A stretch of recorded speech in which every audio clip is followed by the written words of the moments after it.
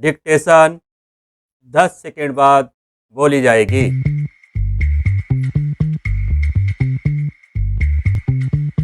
5 second. Ready, start. Manila ने मंगलवार को दक्षिण चीन सागर में अपना पुनरावृत्ति अभियान चीन द्वारा रोके जाने की गैर जिम्मेदाराना और अवैध कार्रवाई पर बयान दिया, जिसके बाद चीन और फिलीपींस में तनाव बढ़ गया।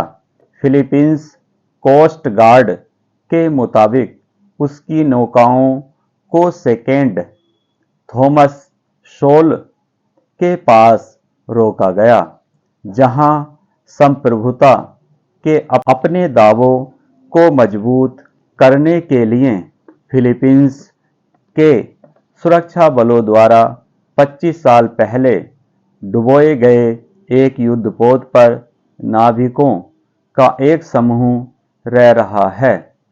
कोस्ट गार्ड ने कहा, इस घटना में फिलीपींस की नौकाओं में से एक को मामूली ढांचागत क्षति पहुंची।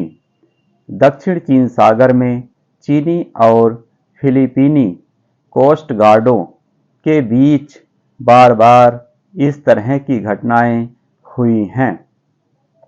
पिछले साल सितंबर में फिलीपींस के सुरक्षा बलों ने विवादित स्कारबोरो शोल के पास चीन द्वारा लगाए गए 300 मीटर लंबे फ्लोटिंग बैरियर को हटा दिया था, जिसके बाद बीजिंग की ओर से चेतावनी दी गई थी। मंगलवार की घटना में चीन ने यह कहते हुए फिलीपींस पर दोष मढ़ा कि फिलीपीनी जहाज़ों ने शोल के आसपास के समुद्र में अवैध रूप से घुसपैठ की थी। समस्या की जड़ विवादास्पद दावे हैं। चीन लगभग पूरे दक्षिण चीन सागर पर दावा करता है। उसने 2012 में फिलीपींस से स्कारबोरो शोल छीन लिया, जो एक संसाधन समृद्ध लैगून को घेरे हुए एक त्रिकोणीय भित्ति है। हेग स्थित स्थायी मध्यस्थता न्यायालय से मनीला को इस शोल पर अनुकूल फैसला मिला, लेकिन बीजिंग से इसे अनदेखा कर दिया। फिलीपीनी द्वीप पालावन से लगभग 200 किलोमीटर दूर स्थित सेकेंड थॉमस शोल के लिए फिलीपींस नियमित पुनरापूर्ति भेजता है, लेकिन हाल के महीनों में इस शोल के पास चीनी जहाज़ों की गतिविधियों ने तनाव बढ़ा दिया है। दोनों देशों के बीच संबंधों में समग्र गिरावट से तनाव में इजाफा हो रहा है। जब चीन ने स्कारबोरो शोल पर कब्जा किया तो फिलीपींस इस बात को लेकर सतर्क था कि अपने विशाल पड़ोसी को और न उकसाया जाए।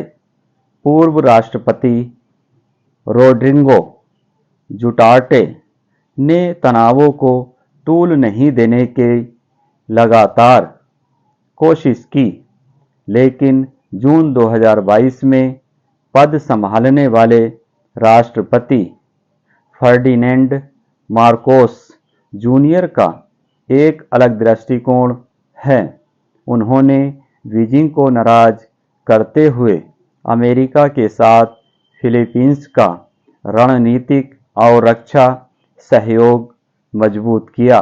अमेरिका को अब 9 फिलीपीनी सैन्य अड्डों तक पहुंच हासिल है और पिछले साल मनीला ने अमेरिका के साथ अपना सबसे बड़ा सैन्य अभ्यास आयोजित किया। दीर्घकालिक रूप से मार्कोस जूनियर फिलीपींस की रक्षा क्षमताओं को बढ़ाना और क्षेत्र में अपनी रणनीतिक हैसियत को मजबूत करना चाहते हैं, जबकि अल्पकालिक रूप से वह अपने देश के संप्रभुता संबंधी दावों की हिफाजत के लिए चीन के डराने धमकाने वाले कदमों के खिलाफ खड़े होने को तैयार लगते हैं। दूसरी तरफ चीन बढ़ते अमेरिका फिलीपींस संबंधों को एक प्रमुख चुनौती के रूप में देखता है और उसने वाशिंगटन पर मनीला को प्यादे के बतौर इस्तेमाल करने का आरोप लगाया है। लेकिन चीन को यह एहसास होना चाहिए कि दक्षिण चीन सागर पर उसके अति विस्तृत एक पक्षीय दावों और पड़ोसियों के प्रति डराने धमकाने वाले कदमों से इस क्षेत्र में कोई उसका दोस्त बनने नहीं जा रहा। इसके बजाय बीजिंग को दुनिया के व्यस्ततम समुद्रों में से एक में विवादों को हल करने के लिए नरमी भरा जुड़ाव और संवाद का रास्ता अपनाना चाहिए। स्टॉप।